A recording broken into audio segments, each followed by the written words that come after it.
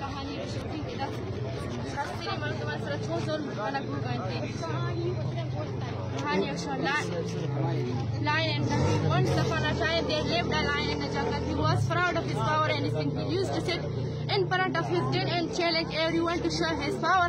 Ha, no one else has the power to compete with me, said the lion proudly. There was also a bee in the jungle. She was proud of his power. She used to work all day long to make honey. The lion used to make fun of her. He used to laugh at her and say, "Fools, you are too small to be useful for the world." The bee replied, "No, nothing is useless in the world." Wow. One day the lion challenged her to prove her power.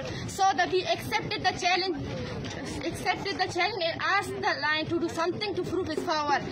The lion roared that terrified all creatures in the jungle. Then he ran very fast and caught a prey to show his power. And asked the bee to demonstrate her power as well.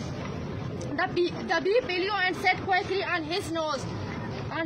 He tried his best to make her fly off his nose by using his fur, running fast and jumping about, but she irritated him continuously by buzzing around.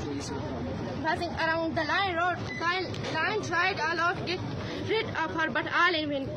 At the last, the lion surrendered and requested her to leave him.